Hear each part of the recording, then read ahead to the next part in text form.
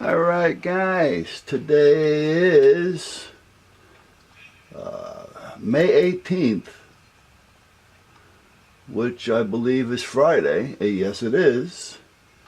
And it is 11:36 a.m. on the East Coast. And I've been out here since about 9:30.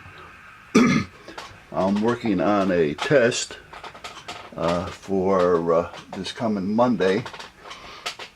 I've got the video. I've gone through the video a number of times and finally came up with a test. Now, let me put it this way. Making a test, it's really not a laborious job, but it is, and it's not a hard job. But on the other side of the coin, it's kind of a pain in the ass, and it's a hard job. You have to continue. What I do is, in this case, at this point, this was an hour video, or 50 minutes. I broke it down into two parts. This here way between watching the video, doing a little bit of discussion afterwards, and then taking the written exam that I also have to put together. You know, we eat up close to an hour. So by having it part one and part two, that'll give us an hour for our last one and an hour for this one. We have to get approximately 1 hour of training. You know, on any training event, at least an hour. So, with that being said, you watch this 30-minute video, part two, or in any video that I do, I have to watch that video 3, 4, 5 times. So a 30-minute video is now taking me close to 2 hours. Because not only do I have to watch it, but as I'm watching it, I have to think of questions and answers to go with it.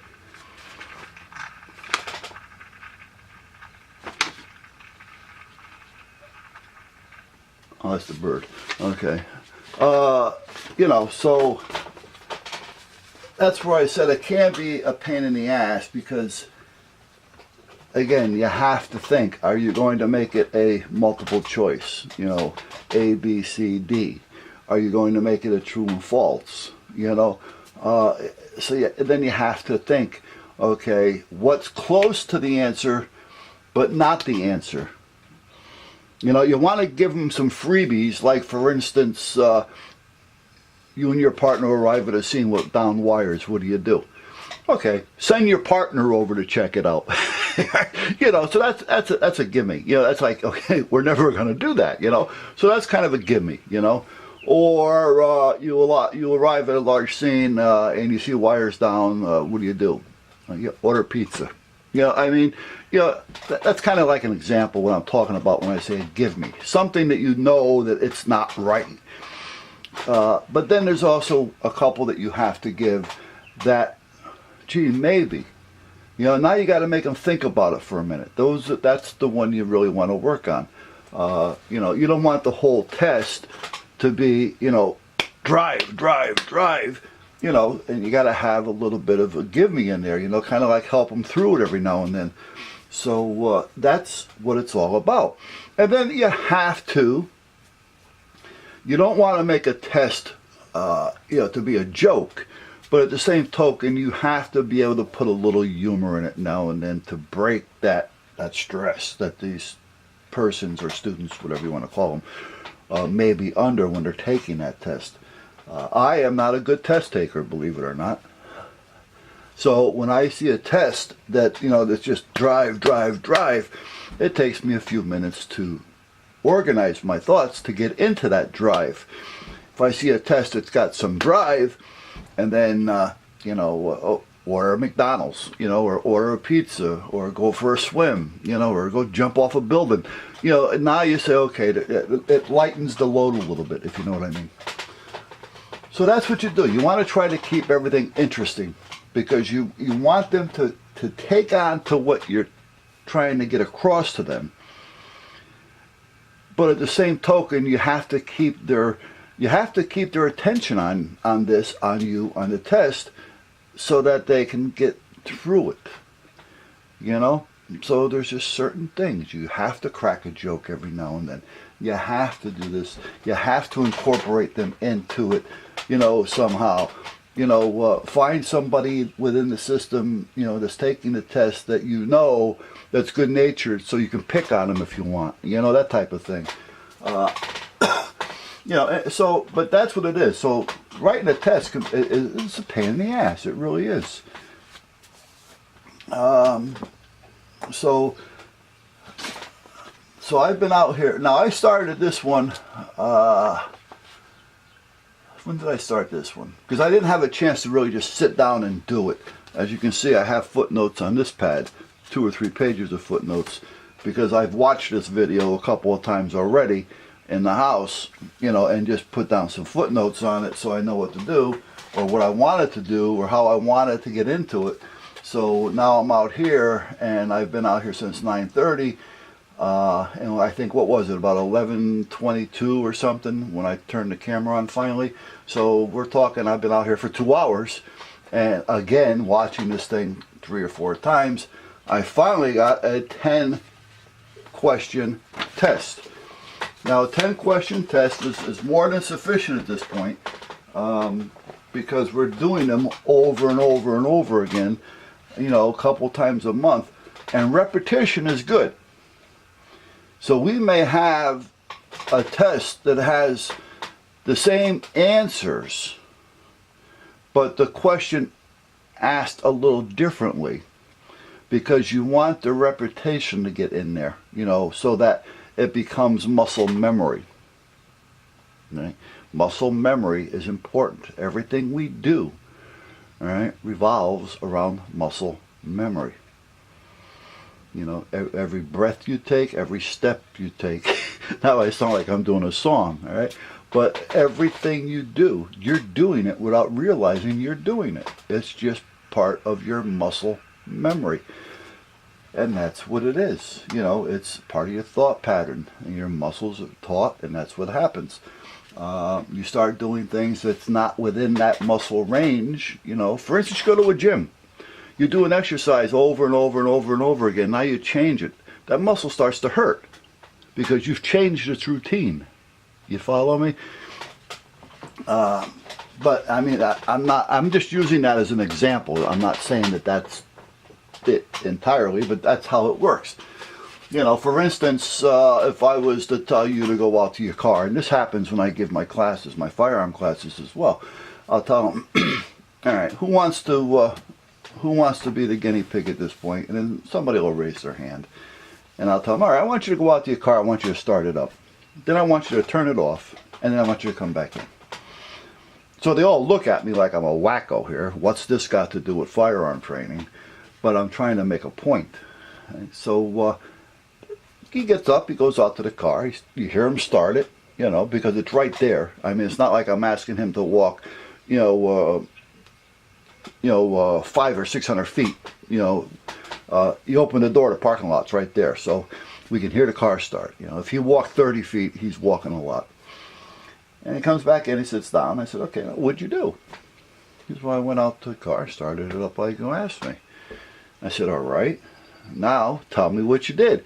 And they're all looking at me like I'm a little bit of a wacko at this point. What am I talking about? What is my point? You know, and I'll ask that a few times to the other ones. Okay, what did he do? You know, and they're all thinking about it. Every now and then you'd get somebody to say he had to walk to his car. So he's got an idea, on what he did, what this guy did, but at the same token, he's not right there yet. So once I explained to him that, well, first of all, he had to get up. Now, we've already been into the muscle memory portion of the class, so at this point, they have an idea where I'm going. Now that I start to explain it. First of all, he had to get up. Then he had to walk to the door. Right? Now, he couldn't go through the door, so he had to open the door by turning the doorknob, pulling the door to him to walk out the door. You know, and then once he walked to his car, then it was what he did from there. I couldn't tell you because I wasn't watching. So he either got his keys out of his pocket to unlock the car door to get in, or his keys were in the car, who knows. But at this point, these are the steps he took. And then when he was done, he had turned off his car, took his key out of the ignition. So I kind of did it step by step on everything that he did that we just normally do and don't think about. You understand? And that's muscle memory. Yeah, so this has, and once it becomes part of that so-called muscle memory, it's automatic. You don't really have to think about doing it anymore. You just do it. And that's why it's important to, when you're doing something and learning something, to do the best you can to understand it and to learn it and to do it right each and every time, so that it becomes muscle memory. If you do something wrong, and that's the way you continue to do it, is wrong, it's always going to be right to you, but it's going to hurt somebody or yourself or something sometime or another because it's wrong. So you got to make sure that you do. And, don't always trust the instructor. Think it out. Talk it out. Ask the instructor. Talk it out with the instructor. If you have an instructor that, regardless of what he's teaching, and he's just in a hurry to get through it, and he's not willing to sit there and have a debate with you, all right, well, then you're probably talking to the wrong instructor. But at that point, that's what it's all about, and that's what I'm looking to do here with repetition, repetition, repetition. So a lot of what we're doing with the department here, and with, wires down and, and fires and hoses and charging hoses and hooking up the hoses, it's all repetition. It's over and over again, because it has to become natural. So that's where we're at. So anyway, now that I wasted 12 minutes of your time, I'm sorry. It's a miserable day again, and the weatherman's been right so far. He had told us on Monday that we're going to see 9 days of misery, and it started on Tuesday night, and here we are Friday, and it doesn't look any better. So we do have to go out today and shoot another video. I've got the TV station's camera is behind me, and we got to go to our training location and shoot another video. We did some video shooting last week, but by the time I got done editing the video, I ended up at like 35 seconds, and we had a lot of video, but it's just video you can't use. So once I get the video portion of what we want done, then I will start to edit it. Oh, I really do edit, but I don't edit when I'm doing YouTube stuff. I don't know. But, I have to bring things in. I have to do some narrating. I have to, bring different factors in. I bring samples in. I bring pictures in. I bring, little clips in. So I have to go through all that editing, because this is for not for the test. This is for the TV. So, and then when I get there, that's when most of the editing gets done, because I use their editing room if I need to take care of it. And it can take all day to edit, a good quality video. So I do have the ability of doing it. It's just that this is fun. YouTube is fun. I'm not here to work all day to put out one video. I'm not out here to earn money on it. I'm out here to enjoy it, to talk to you guys, to, and plus get educated. Because I listen, I hear, I watch. So, all right, I'm going to finish my coffee. I'm waiting for the call from the captain. He had to go pick up some rain gear. We have a whole weekend tomorrow and Sunday, Saturday and Sunday. We've been called in to work 8 hours both days at an event that's going to be going on, and then I may be able to get some video, not this time, but the next time, on open house. Maybe I'll get some video of that. I'll bring the news camera with me, you know, the TV station camera, and I'll put on my body cam. Because they're going to have open house, they're going to have, you know, they're going to be cutting a car in half and stuff like that. So, alright, I'll see what I can come up with. I'll catch you guys later. Didn't mean to bore you.